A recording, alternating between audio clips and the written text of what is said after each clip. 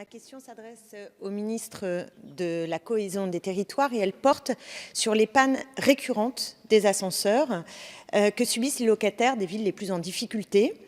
Cette situation qui dure depuis maintenant très longtemps a fait l'objet de plusieurs mobilisations citoyennes, notamment en Seine-Saint-Denis. Et pour cause, puisque, comme j'espère vous le savez, à Sevran, dans le quartier des Baudottes, à Bagnolet ou encore à Bobigny, des habitants sont restés jusqu'à plus de 4 mois sans ascenseur dans des immeubles de plus de 10 étages.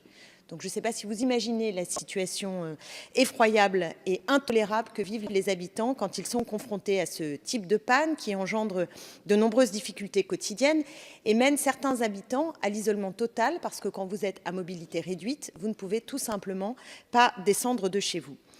Les bailleurs sociaux sont évidemment en cause puisque ce sont eux qui doivent assurer le fonctionnement de ces ascenseurs, même si la maintenance concrète est dédiée à des ascensoristes qui, eux, sont d'intérêt privé. Donc il y a visiblement un imbroglio, mais les habitants payent, eux, leurs charges, de plus en plus lourdes d'ailleurs, et avec votre réforme des APL, ça ne va pas s'améliorer.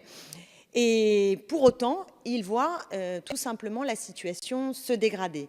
Et malheureusement, ce problème des ascenseurs n'est qu'un symptôme parmi d'autres d'un sentiment, et qui n'est pas qu'un sentiment, qui est une réalité de citoyens de seconde zone dans des territoires qui sont des territoires très populaires. Et beaucoup d'habitants me disent, est-ce qu'on pourrait imaginer, dans les Hauts-de-Seine, à Neuilly, que des ascenseurs dans des immeubles très hauts ne fonctionnent pas pendant plusieurs mois ?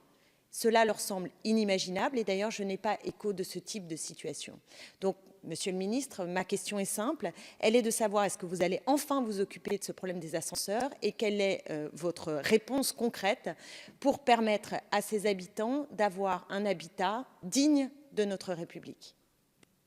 Je vous remercie. La parole est à Monsieur le secrétaire d'État auprès du ministre d'État, ministre de la Transition écologique et solidaire. Monsieur Le Cornu. Merci, Monsieur le Président, Mesdames et Messieurs les députés. Madame la députée Autain, vous avez posé votre question à Jacques Mézard, ministre de la Cohésion des Territoires.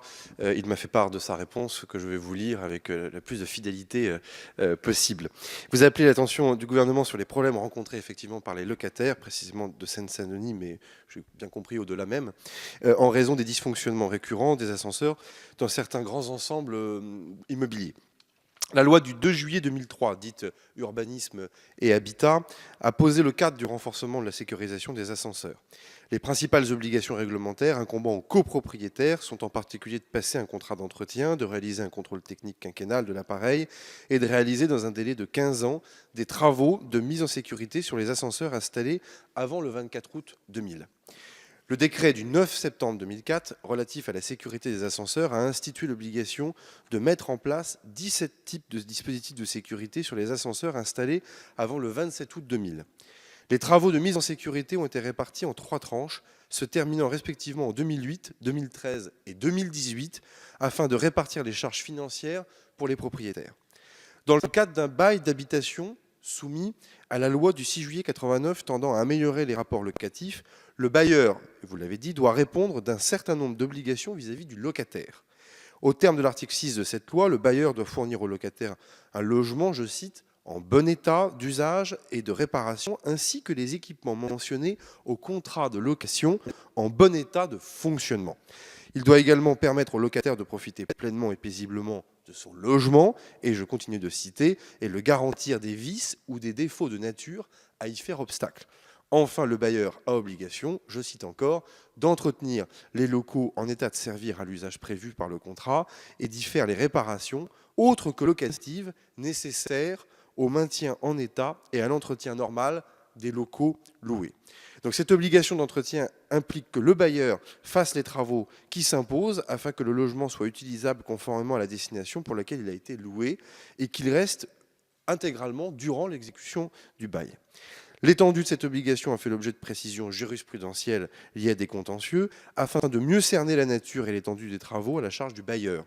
Ainsi, l'obligation du bailleur ne se limite pas seulement aux éléments principaux du local loué, mais aussi au fonctionnement des équipements annexes, lesquels doivent aussi être garantis par le bailleur. C'est la Cour de cassation qui le dit, et donc les ascenseurs rentrent dans ce spectre. Par conséquent, si le bailleur ne respecte pas son obligation d'entretien, même s'il est bailleur social, le locataire est en droit d'obtenir, à l'amiable ou judiciairement, que des mesures de réparation ou toute autre mesure technique soient prises. Voici la lecture de la réponse du ministre Mézard, Madame la députée. Madame Autain. Plusieurs remarques, elle appelle plusieurs remarques de ma part.